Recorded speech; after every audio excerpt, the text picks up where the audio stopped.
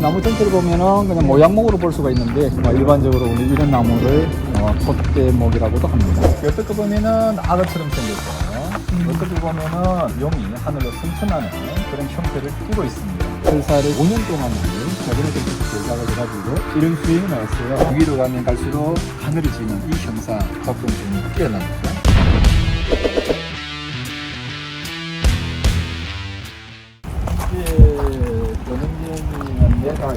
내가 20 정도 나오는데 예. 이 모과나무의 제일 중요한 거는 우리가 아까 근간 지엽이라 그랬잖아요. 근간에서 요게 뿌리 쪽이거든요. 예. 여기 뿌리 쪽인데 요 부분을 뿌리와 간의 사이를 일본에서는 타치아가리라 그래요. 한자로 하면 입상이에요. 입상. 설립자에다가 위상자를 써가지고 입상인데 여기서 상처가 있느냐 없느냐가 제일 중요해요. 상처가 있냐 없냐. 예. 자, 이런 데를 보통 보면은 초보자들은 아주 썩었네라고 하죠. 요 부분 말씀하시는 거죠? 그렇죠. 예.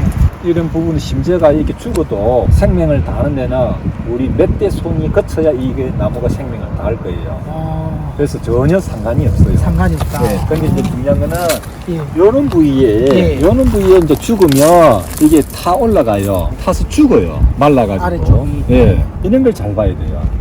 그러면 특수목을 처음에 이렇게 접해서 확인해야 될 때요. 수종에 따라서도 또 봐야 되는 그 관점이 있나요? 있죠. 일단 잡목은 예. 사실은 상처가 없어야 된다. 예. 특히 가짜가리 부분, 밑둥치 한마디 예. 편하게 얘기하면 밑둥치 부분이 상처가 없어야 돼요. 잡목 전체가 그렇습니다. 잡목이라는 게 몹쓸 나무가 아니고 모과나무라든지 소산나무라든지 꽃나무 전체를 얘기합니다. 300년 이상이 됐어요. 300년이요? 이런 것도 보면은 지금 자연 깡아리로 여기서 더 이상 올라가질 않아요. 상처가 더 이상 진행이 안 된다는 얘기죠. 그래서 이거는 이제 자연 깡아리로서 이건 몇 대가 가도 아무 상관이 없어요. 결국 썩죠, 이는. 썩어도 생과 사는 이 몸뚱아리하고는 아무런 전혀 지장이 없다. 요 안에 한번 봐봐. 여기가 너무 멋있어요. 근데 이것도 역시 자연 분명 깡아리로 보면 돼요. 예. 자연적인 현상이라고 봐야 되지 썩었다 뭐 이렇게 표현하는 분들이 좀 이상해요. 그리고 이 나무에 한 중간 정도만 관리가 됐어요. 여기까지는 관리가 잘 됐어요. 여기까지는 곡을 먹이면서 상당히 관리를 잘 해왔어요. 만약에 이 나무가 시집을 간다 그러면 여기서 전부 다 전지가 다 들어가야 돼요. 다시 이것도 마찬가지로 여기까지죠. 다 들어가야 되죠. 여기까지. 근데 요거를 사시는 여기까지. 분은 지금 요 모양 자체가 예뻐서 그럴 수도 있잖아요. 이 모양은 좋은 건 아니죠. 제가 보기에는 어떤 누가 사더라도 지금 근간 지엽에서 근간이 좋은 거지 지엽은 제가 보기에는 아니에요. 가져가시는 분들도 요걸 해서 다시 받는다 그러면 예. 나무 인물이 차이가 많이 나죠. 훨씬 좋아집니까? 엄청나게 격이 올라가죠. 와. 이런 나무가 놓을 수 있다는 것 자체만 해도 행복한 거예요, 사실은. 네, 진짜 멋집니다. 톡소리. 톡소. 네. 생긴 게 너무 특이한. 완전 황건한 혹이에요. 지름이 한 60점 정도 되는데 제가 이때까지 한 20년 정도 보면서 이 정도 큰 혹소는 저는 보지를 못했어요. 물론 이게 안반 위에서 자생을 했기 때문에 피가 부가피로 이제 이루어져 있는 거고요. 얘는 한 몇 년 정도 됐을까요? 이 정도 혹이 되려고 그러면은 최소한이고 한 300년 이상이 돼야 되죠. 300년 이상. 네. 피의 사이를 아주 이게 이렇게 밀도가 높아요. 그래서 이런 걸 봤을 때 대략적으로 저 3배 이상의 저런 밀도를 가진 피가 붙어 있었지 않나 원래가. 예. 자연에 의해서 계속해서 떨어져 나간 거죠. 그래서 대략적으로 그 정도로 아마 추정이 되지 않나. 그런 식으로 보는 거구나. 근데 이 나무도 역시 안반성이에요. 이 안반성인데 걸음이 굉장히 특이하게 생기는데 사과년 흐르다가 이게 수심이 섰잖아요. 이런 나무를 주로 이제 모양목으로 모양목. 예, 모양목으로 이제 평가를 하는데 이 뿌리를 보시면은 이게 최소한 이게 산지에서 내려가지고 차가 30년 이상이 되지 않으면은 이런 뿌리가 형성이 되질 않습니다. 그래서 이 뿌리가 돌출이 되면 예. 햇볕을 보면 빨리 굵어져요, 뿌리가. 그대로 흙에 덮였으면 한 3분의 1 정도밖에 안 됐을 거예요. 근데 이게 이제 돌출을 시키면은 이 뿌리가 발달을 하고 피도 자기 몸뚱아리 피로 닮아가요. 그래서 요 정도 제가 보기에는 제가 30년 이상의 산에서 내려온 나무다.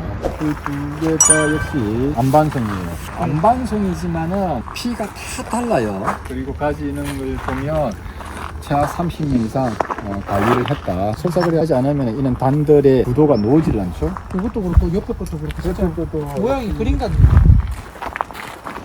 이쪽에서 보면 여기 보면 또 달팽이 어떤 뭐 형체 비슷하게 예. 돼 있는데 오 진짜 여기가 음. 말린 그 달팽이 고고 네. 이렇게 달팽이처럼 생겼네요. 같은 산지에서 나와서 피를 보면 안반송도 이게 피 색깔이라든지 또 이게 피의 크기가 다 틀려요. 뭐 이거는 제가 보기에는 뭐 경북 쪽에서 뭐 경북 어성이라든지 이런 쪽에서 나오지 않았나. 나무를 보면 이게 어느 지역에서 네, 왔을지도 피를 보면 예. 뭐 포항에서 나왔다, 안 그러면은 강원도 쪽에서 나왔다, 안 그러면 뭐 속리산 이런 쪽에서 충청도 그쪽에서 나왔다. 피를 보면 대강 그게 나와요. 사람 말투 듣고 대충 어느 지역 사람인지 아는 것처럼 네, 그와 비슷비슷해요. 피를 보고 그걸 판단하시네요. 네, 그렇죠. 아 재밌네요. 설명해주고 계신 이 두 개의 나무보다 네, 네. 처음에 보여주셨던 저 혹솔이 혹솔. 훨씬 더 가치가 큰 나무예요. 혹술이 희소성에서 예. 상당히 좀 높다라고 봐야 되죠. 아, 그 작품성은 네. 이런 녀석들이 더 있는 거죠, 사실은. 그렇네요. 모양 자체는 네. 사실 얘들이 더 멋진 것 같아서. 있는데 혹술은 나올 확률이 거의 없으니까 예. 이런 나무의 값어치가 2배 이상 되는 거죠. 이게 이제 정통 사관형이죠. 나이가 상당히 많이 먹었죠. 얘는 한 몇 살 정도 됐을까요? 이것도 역시 취합 온대도 한 350년 이상 그렇게 추정을 하고 있는데 여기에서 보시면 그런 전체가 다 보이죠. 근데 이거는 왜? 원래가 여기 간이 있었는데 이 간이 고사가 되면서 물관부가 죽은 거죠. 물관부 죽다 보니까 여기까지 관장하는 물관부가 다 한마디로 타가지고 죽은 거죠.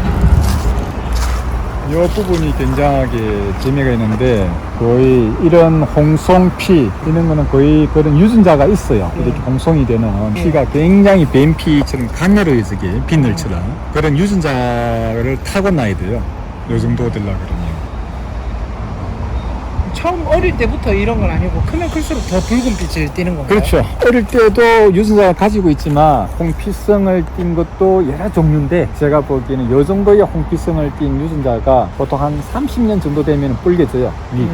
어릴 때부터 그렇게 붉어져 있어요. 그러면 소나무 중에서도 홍솔은 가치가 좀 높은 소나무? 아무래도 홍송 쪽이 값어치가 훨씬 더 있죠. 보통 우리가 보면은 뭐 적송을 홍송이라 그런다는데 우리가 적송도 종류가 많아요. 그거 보면은 산지마다 이거는 유전자가 그래서 그런 거고 피도 우리가 홍피 뭐 이렇게 하는데 그런 유전자를 타고나야만 이런 홍피가 있는 거고 그러니까 저 나무를 보면 똑같은 육송인데 위에 홍피는 하나도 없어요. 저 나무는 예, 그렇죠.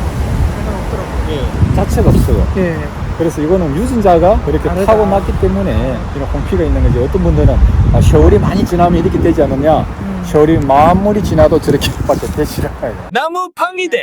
지금 저 잘 안 보이죠? 제 밑에는 안 보일 거예요. 왜냐하면 마지막으로 뒤에 멋진 나무를 한 번 더 보여드리고 싶어서 제가 이렇게 잡았고요. 오늘 제가 설명을 듣고 또 이렇게 많이 보여드렸는데 저는 개인적으로 몰랐던 부분들을 많이 알 수 있었던 좋은 시간이었던 것 같습니다. 여러분들께도 많이 유익하고 재미가 있는 방송이 되었으면 좋겠습니다. 도움이 되셨다면 구독과 좋아요 부탁드릴게요. 감사합니다.